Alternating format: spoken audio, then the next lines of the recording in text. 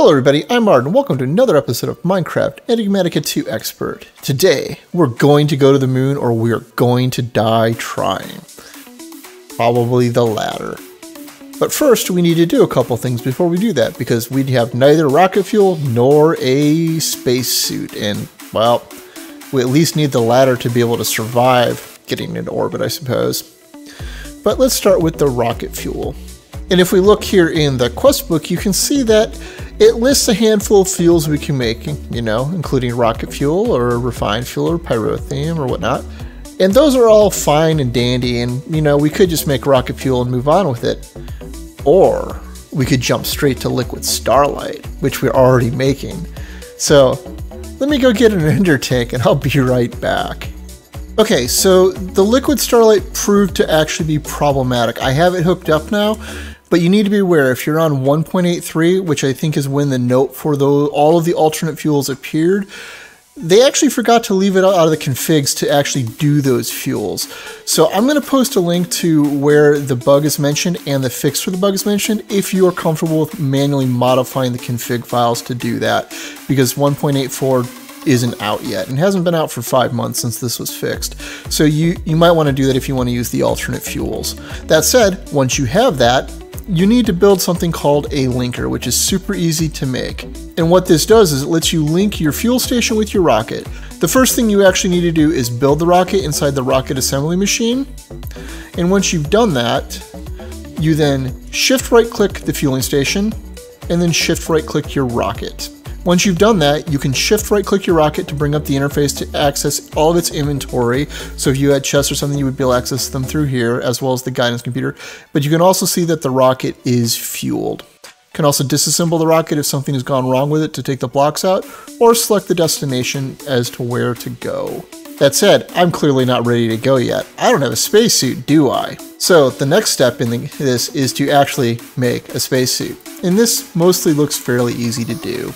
The only hard piece in this is the spacesuit chest piece, and that's only because it has a monopropellant fuel tank, and even that's simple to make. So let's go make that so I don't die. Alright, I look completely ridiculous now. Look like I'm cross-eyed with this helmet on. And moving on to the suit workstation, which is really, really simple. Alright, and I made that very simple crafting bench. Going into it, the important one is that you can put the spacesuit on there and you can put the oxygen tanks into it. As far as I can tell, the other four don't actually take the oxygen tanks. Doesn't seem to add, they'll put them in here, but that doesn't seem to add them or can't be recharged on the gas charge pad. So I'm not sure what the point is of these other than the jetpack is. It seems like there's more slots than there need to be. But I think I'm just about ready to go to space now. I wonder if I've got enough fuel to get back. Probably should make a tank to bring that back with though. Alright, I think we're finally ready to go to the moon. Let's hop aboard the SS Oh God, I'm Gonna Die. So the first thing we need to do is add the planet ID chip to the guidance computer. And then we need to select the destination of the moon. Verify that it's set to Luna. Make sure we've got our spacesuit on. Alright, time for the horrors of space. Here we go!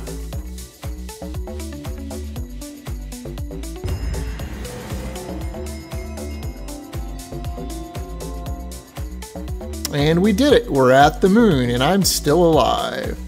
Going down. Oh yeah, I'm completely out of fuel too. I better hope that I can actually refuel this with buckets, otherwise I'm in real trouble. So fun story. I didn't film the landing because my mic arm crashed while I was landing, and that kind of distracted me and kind of ruined the filming session, and I'm not going to go back and do it, so sorry, not sorry. Anyways, now that we're actually on the moon, let's do what we set out here to do and set down the digital miner and start sucking up all the ores. Oh, and I should probably mention, since the gravity here is weaker on the moon, you can actually jump really high. And you should probably be aware that if you have something like a slow fall charm on, it probably is not your friend because you'll actually float up instead of falling down while it's active. So maybe take off your charms or whatever before you come to the moon. Well, we should probably talk about why we're even on the moon, and that's to find dilithium ore, which can only be found on other planets, starting with the moon itself. And you use dilithium ore to actually make the warp drive to go to other planets with. That said, it looks like my digital miner isn't outputting, so I better go back to the base to see if it works. Let's see if we can refuel this rocket or not, otherwise I'm in real trouble here. Yep, that seemed to work fine. Looks like we're good to go back. Alright, I'm back now. It looked like I just broke the pipe between the quantum entangler porter and the ender chest into my ore processing on accident while doing some base cleanup. That just makes me feel stupid. But if you look in the digital miner now and start it up, we should, see it start getting pulled back out. Okay, so I'm back on the overworld and sitting up in my Astral Sorcery area because it's time to do something to make sure we don't have to keep using this rocket to get back and forth between the moon and here. And we're going to do it the easy way, and we're going to go back to Astral Sorcery to do it. And that's with the Celestial Gateway, which lets us set up portals between dimensions. And it's a pretty simple recipe that involves stuff we've all used before. Alright, now that we have two of these, there's something we need to go do first. We need to go to an anvil to name them. And having done that, well, what is Astral Sorcery without being a space hog? We had to build a structure to go with it, although this one's pretty simple. And all we have to do is plop that into the center of it. Once this is complete and lit up, you can then walk into it. Notice that the world fades into a starscape, and try to pick out a spot to teleport to. Although we don't have the other one set up yet, do we? Did you know that while torches do not work in the vacuum space due to lack of oxygen, apparently fireflies have no trouble whatsoever surviving on the moon? Anyhow, now that we have this setup up here, we can just stand in the middle of this one as well, watch it all fade to black, and then look around until we find the gold star that we named. Then you right click on it and hold it until you teleport.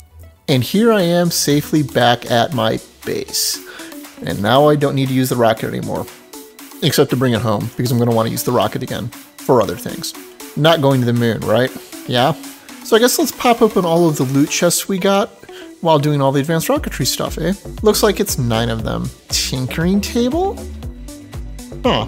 It's used for adding enchants to mystical agriculture stuff. Cave illuminator, which would have been useful at the beginning of the game. Electrum, really? Another shield. Another Tinker's Construct upgrade that we don't need. Tacos. An AE2 charger that we don't need. More blocks that we don't need. Oh, pie that we haven't eaten though. Well, once again, nothing all that exciting. Well, I think we finally made some decent progress through advanced rocketry, folks, having actually made it to the moon. Now we just need to go further out into space and maybe make a space station. But I think it's time to call it a day. So as always, I'm Ard. Thank you for watching and have a good day.